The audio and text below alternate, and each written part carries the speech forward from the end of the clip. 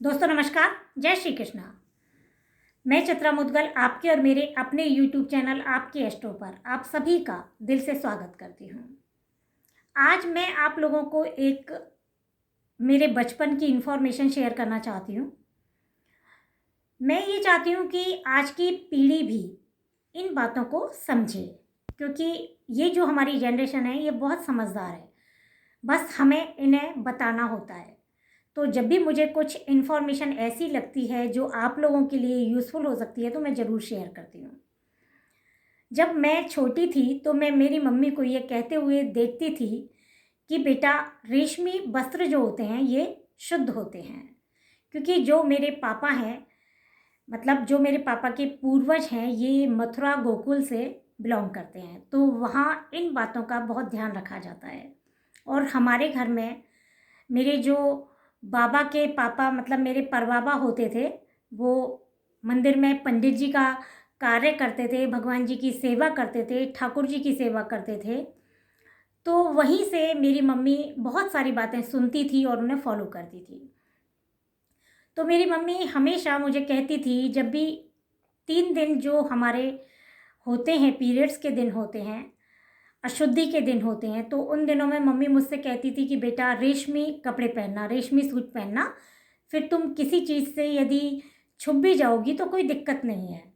तो हम उन बातों को फॉलो ज़रूर करते थे, लेकिन एक क्वेश्चन ज़रूर आता था कि रेशमी वस्त्र में, रेशमी कपड़े में और कॉटन कपड़े में क्या फ़र्क होता है। अब आज के बच्चों से जब ये बात हम शेयर करते हैं तो कई बार बच्चे क्वेश्चन कर लेते हैं कि ये सब तो फालतू की बातें हैं। अब मैं जहाँ तक समझती हूँ और सोचती हूँ, मुझे ऐसा लगता है कि जो भी हमारे पूर्वज हमें कोई भी बात बताते थे, सिखाते थे, या हमारी मम्मी हमें कुछ भी बातें सिखाती थी, वो फालतू तो नहीं हो सकती। उसके पीछे कुछ ना कुछ तो कारण है। और जब हम उन्हें समझते हैं तो ऐसा लगता है कि हम इन सब चीज़ों को फॉलो करते आ रहे हैं और हमारी आने वाली जनरेशन फॉलो करेगी, तो हमें बहुत कुछ फ़ायदा होने वाला है। जो रेशमी कपड़ा होता है ये शुद्ध होता है। तो जब भी कई बार हम बाहर जा रहे हैं, पूजा पाठ का काम कर रहे हैं और रेशमी वस्त्र हमने पहना हुआ है, और यदि वो गंदा भी हो जाता है तो आप लोग बेफिक्र होकर पूजा का कार्य कर सकते हैं। कोई अशुद्धि की अवस्था में है और यदि आपके पास है और आप पूजा का कार्य कर रहे हो, तो मन में आप किसी भी तरह का वहम नहीं करें। जो रेशमी कपड़े पहने हुए हैं उनसे यदि हम टच भी होते हैं तो अशुद्धि नहीं होती है। किसी भी चीज़ को आपको टच करना है, पूजा की, पाठ की, तो आप रेशमी कपड़े से पकड़कर उसे टच कर सकते हैं। क्योंकि जो रेशमी कपड़ा तैयार होता है ये एक कीड़े को मारकर तैयार होता है तो गलत, लेकिन इसके पीछे लॉजिक है कि ये पवित्र होता है, शुद्ध होता है। तो आप रेशमी कपड़े का प्रयोग पूजा के किसी भी कार्य में आराम से कर सकते हैं। कहीं बाहर हम यात्रा कर रहे हैं, ट्रेन में, बस में, और वो चीज़ हमसे टच हो जाती है, कुछ गलत चीज़ हमारे कपड़ों से छुप भी जाती है, तो कोई दिक्कत नहीं है। तो आप इस तरह से रेशमी वस्त्र पहनकर पूजा का कार्य कर सकते हैं, यात्रा कर सकते हैं।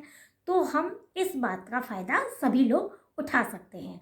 आगे फिर कोई भी नई इन्फॉर्मेशन मेरे पास होगी, या आप लोगों में से बहुत सारे लोग क्वेश्चन करते हैं, तो मैं ये सोचती हूँ कि इसका रिप्लाई करती हूँ, तो मैं वीडियो के थ्रू आप सभी लोगों को दे देती हूँ। आपको यदि इन्फॉर्मेशन अच्छी लगती है तो आप आगे भी शेयर कर सकते हैं। छोटी छोटी इन्फॉर्मेशन के लिए आप इंस्टाग्राम पर मुझे फॉलो कर सकते हैं। तो अगली वीडियो में फिर आपसे मिलती हूँ। तब तक के लिए दोस्तों नमस्कार, जय श्री कृष्ण।